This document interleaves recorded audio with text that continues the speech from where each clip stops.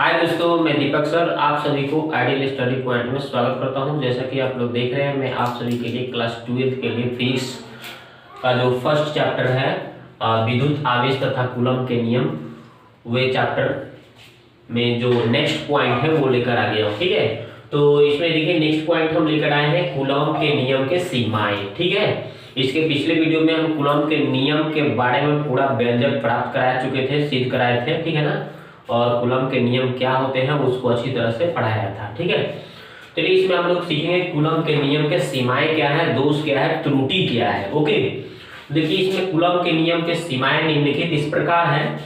Coulomb के नियम की सीमाएं इस प्रकार है, जैसे देखिए निम्न इस प्रकार है। नंबर 1, यह केवल बिंदु आवेशों के लिए मान्य है। यह केवल बिंदु आवेशों के लिए मान्य होता है, पहला बात ये हुआ। दूसरा बताया गया है कि यह केवल स्थिर आवेशों के लिए मान्य होता है, केवल स्थिर आवेशों के लिए मान्य होता है। तीसरा बताया गया यह माध्यम पर निर्भर करता है, यह माध्यम पर निर्भर करता है। और चौथा बात बताया गया कि यदि दो आवेशों के बीच की दूरी यदि 10 के पावर -15 मीटर से कम हो जाए तो यह नियम अपनी वैधता को खो देती है। और चौथा नियम पांचवा बताया गया है कि यह नियम सार्वत्रिक नहीं है, यूनिवर्सल नहीं है। ओके, और यहाँ पे देखिए कूलम के नियम के महत्व बताए हैं। कूलम के नियम के महत्व इस प्रकार है, देखिए हमने लिखा है कि इस नियम के सहायता से उन बलों को समझा जा सकता है जो नंबर 1 किसी परमाणु के नाभिक एवं इलेक्ट्रॉनों के बीच कार्य करता है। नंबर 2 परमाणुओं को आपस में बांधकर अणु बनाता है। नंबर 3 परमाणुओं अथवा अणुओं को आपस में बांधकर ठोस अथवा द्रव बनाता है। तो हमने इसमें दो टॉपिक देखा कि कूलम के नियम के सीमाएं, कूलम के नियम की महत्व। ओके,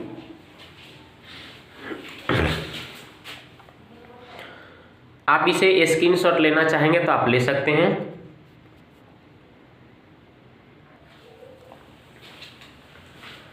तो अब देखिए दोस्तों, हम लेकर आ गए हैं नेक्स्ट पॉइंट, विद्युत बल का अध्यारोपण सिद्धांत। ओके, तो विद्युत बल का अध्यारोपण सिद्धांत ये बहुत इंपॉर्टेंट है आपके एग्जाम के लिए, ये शॉर्ट क्वेश्चन में पूछे जाते हैं। ठीक है ना, तो देखिए, तो इसका आंसर हमने लिख दिया है कि विद्युत बल, जो विद्युत बल का अध्यारोपण सिद्धांत के अनुसार, मतलब उनका सिद्धांत क्या होता है, तो देखिए उनके सिद्धांत के अनुसार बताया गया है कि किसी भी एक आवेश पर, कोई भी एक आवेश, जैसे हमने Q0, ठीक है ना, Q0 यहाँ पे आवेश ले लिया। ठीक है ना, यहाँ पे Q0 है आवेश। ठीक है, तो यहाँ पे किसी भी एक आवेश पर, यहाँ पे कोई भी एक आवेश है, आवेशों के निकायों द्वारा, बहुत सारे देखिए आवेशों के निकायों द्वारा, ठीक है, बहुत से आवेश के निकायों द्वारा, ठीक है, लगने वाला कुल बल, इस पर जो इसके द्वारा जो कुल बल लग रहा है, कुल बल, लगने वाला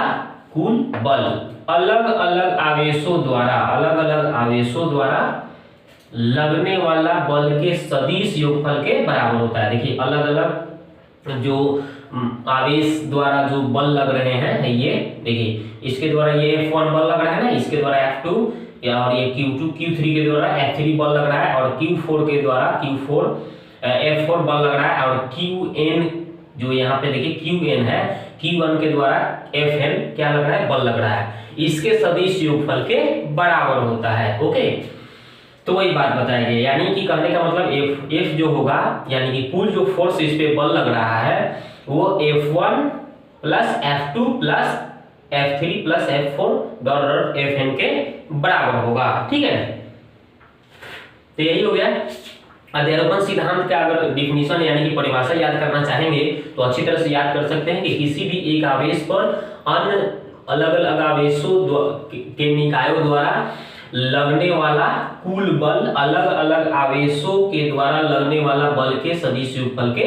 बराबर होता है, अर्थात F बराबर F1 plus F2 plus F3 dot Fn तक। ओके, तो ये हो गया इसका परिभाषा, ये हो गया इसका चित्र। ओके, यहाँ पे Q1 Q2 Q3 Q4 Qn है, यहाँ पे Q0 है, यहाँ पे इसके द्वारा F1 बल, और Q2 के द्वारा F2 बल, और Q3 के द्वारा F3 बल, और Q4 के द्वारा F4 बल, और Qn के द्वारा Fn बल लग रहा है। और ये इसका यही इसका क्या हो गया, सिद्धांत हो गया। ठीक है, सिद्धांत का सूत्र हो गया, व्यंजक हो गया।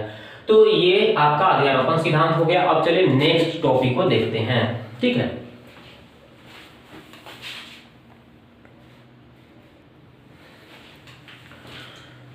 तो आप देखिए दोस्तों, नेक्स्ट टॉपिक लेकर आ गए हैं आवेशों का वितरण। आवेशों का वितरण क्या होता है, देखिए, तो इसको हम लोग बोलते हैं डिस्ट्रीब्यूशन ऑफ चार्ज। ठीक है, डिस्ट्रीब्यूशन ऑफ चार्ज। तो देखिए, पहला होता है, ये दो तरह के होते हैं, दो प्रकार के होते हैं भाई। कितने तरह के होते हैं, दो तरह के, दो प्रकार के, आवेशों का असंतत वितरण और दूसरा आवेशों का संतत वितरण। ओके, तो आवेशों का असंतत वितरण क्या है, देखिए मैं पहले बताया हूं। तो वैसा वितरण जिसमें किन्हीं दो आवेशों के बीच की दूरी क्या हो, परिमित हो।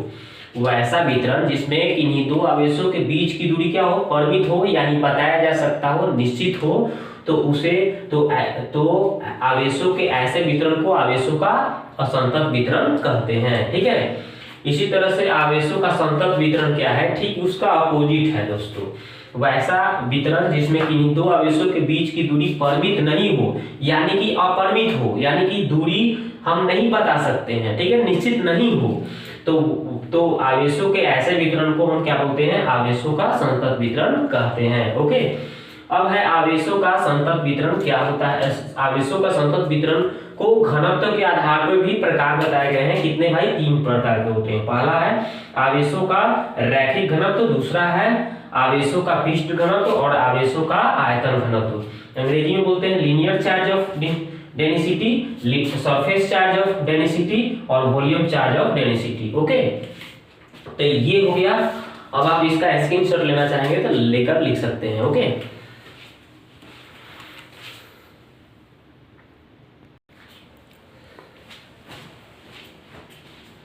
तो अब देखिए दोस्तों, हम नेक्स्ट टॉपिक लेकर आ गए हैं। नेक्स्ट टॉपिक क्या कहा जा रहा है कि वो जो आवेशों का संतत वितरण था, जिसके 3 प्रकार से घनत्व के आधार पे बांटा गया था, ठीक है ना, वो लेकर आ गया हूँ। तो देखिए, पहला जो आवेशों का वितरण, संतत वितरण का प्रकार है घनत्व के आधार पे, आवेश का रैखिक घनत्व। ओके, तो इसका डिफिनीशन हम लिख दिए हैं, परिभाषा की प्रति एकांक लंबाई में आवेशों के परिमाण को आवेशों का रैखिक घनत्व कहा जाता है।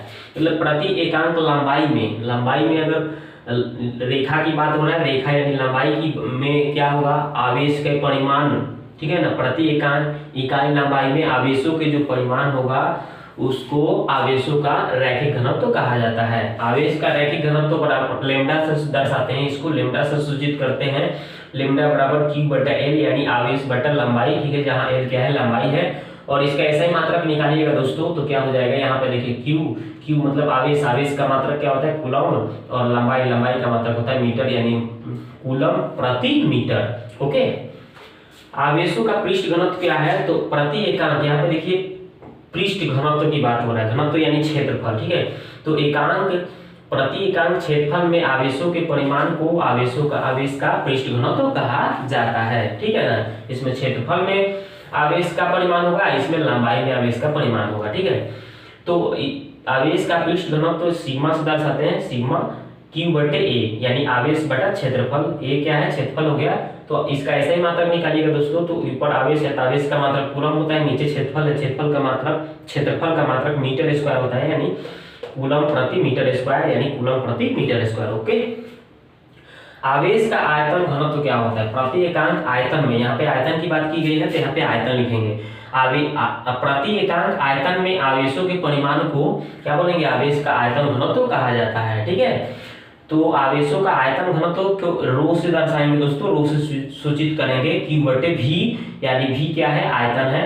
तो यहाँ पे इसका ऐसा ही मात्रक क्या हो जाएगा, आवेश बटा आयतन का मात्रक क्या होता है, मीटर क्यूब। आवेश यानी कि कूलम प्रति मीटर क्यूब, कूलम प्रति मीटर क्यूब हो जाएगा। ओके, तो आशा करता हूं कि समझ गए होंगे।